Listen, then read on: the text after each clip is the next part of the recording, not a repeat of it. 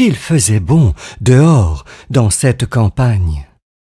C'était l'été.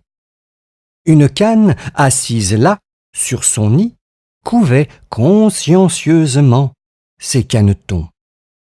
Pourtant, elle commençait à en avoir assez, car cela durait depuis quelque temps déjà. Soudain, les œufs craquèrent. Les oisillons brisaient leurs coquilles en sortant la tête l'un après l'autre. Cependant, un œuf ne voulait pas se percer. C'était le plus gros d'entre tous. La canne soupira et se résigna à attendre. Elle se recoucha pour tenir cet œuf bien au chaud sous son ventre. Enfin, le gros œuf creva et un étrange petit canard apparut. Il était grand, tout dégingandé et terriblement laid. La canne le regarda fixement et elle dit « Voilà un caneton vraiment différent. Aucun des autres ne lui ressemble. Il est gris et si gros, mais qu'importe. » Elle prit ses petits sous son aile et tous ensemble partirent faire une promenade sur le lac. Le lendemain, il fit un temps délicieux. Alors, la mère canne vint présenter la nouvelle famille à tous les animaux de la basse-cour. Mais lorsque ceux-ci s'aperçurent de la différence du dernier venu, les réactions ne se firent pas attendre. « Celui-là, nous n'en voulons pas !» Et aussitôt, une canne lui mordit le cou. « Laisse-le tranquille, dit la mère. Il ne fait de mal à personne. »« Non, peut-être, dit la canne qui avait mordu. Mais il est trop grand et trop laid. »« Il n'est pas beau, mais il a bon caractère et il nage magnifiquement bien. Il est resté trop longtemps dans son œuf. Voilà pourquoi il est si gros. » Hélas, le pauvre vilain caneton fut mordu, bousculé, nargué toute la journée. Et ce fut de pire en pire ensuite. Le pauvre petit fut pourchassé par tout le monde, même ses frères et sœurs le rejetaient. Un jour, sa mère lui dit « Je voudrais que tu sois bien loin, mon chéri. » Alors, le vilain petit canard s'envola par-dessus la haie et parvint qu'à au grand marais habité par les canards sauvages. Il se cacha dans un coin et il y passa toute la nuit, très las et très triste. Le matin, les canards sauvages l'aperçurent. « Quelle sorte d'oiseau es-tu » Le caneton se tourna de tous les côtés et répondit en bégayant « Je suis un canard. »« Ah, tu es vraiment laid, » dirent les canards sauvages. « Mais ça nous est égal, pourvu que tu ne te maries pas dans notre famille. » Soudain, au-dessus d'eux, on entendit « Pif, paf !» et 2 canards sauvages tombèrent raides morts. « Pif, paf !» résonna de nouveau.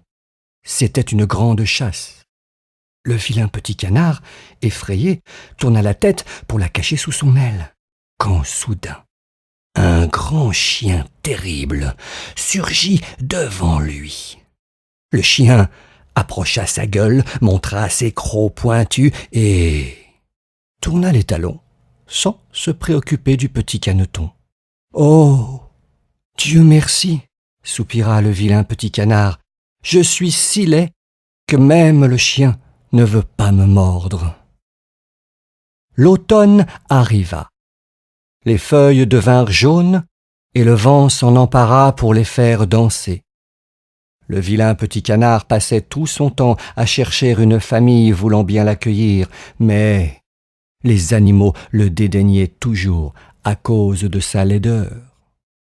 Puis l'hiver arriva, qui fut extrêmement froid. Le caneton devait tout le temps nager pour empêcher l'eau de geler complètement autour de lui. Mais à la fin, complètement épuisé, il ne bougea plus et fut prisonnier de la glace. Le matin de bonne heure, un paysan le vit, brisa la glace et l'emporta chez lui pour le ranimer.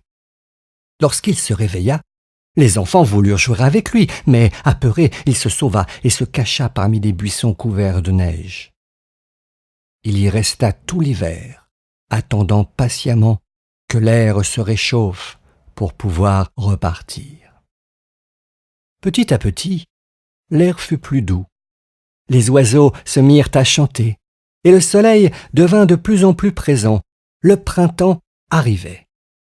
Cependant, le vilain petit canard était toujours tout seul.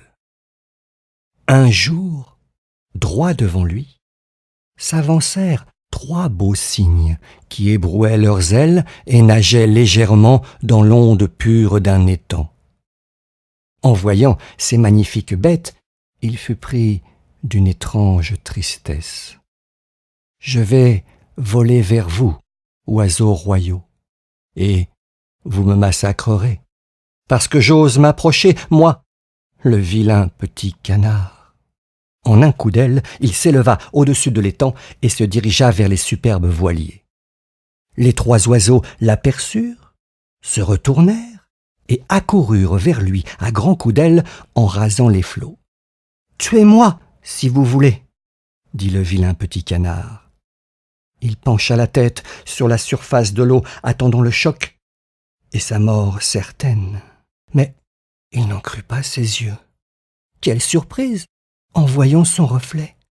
Il vit qu'il était devenu lui-même un cygne. Il en perdit le contrôle de son vol et tomba violemment dans les profondeurs de l'étang. Quand il rouvrit les yeux, les grands cygnes nageaient autour de lui et le caressaient tendrement avec leur bec. Alors, ses plumes se gonflèrent, son cou se dressa, et heureux comme jamais, il comprit enfin tout son bonheur d'avoir retrouvé sa vraie famille.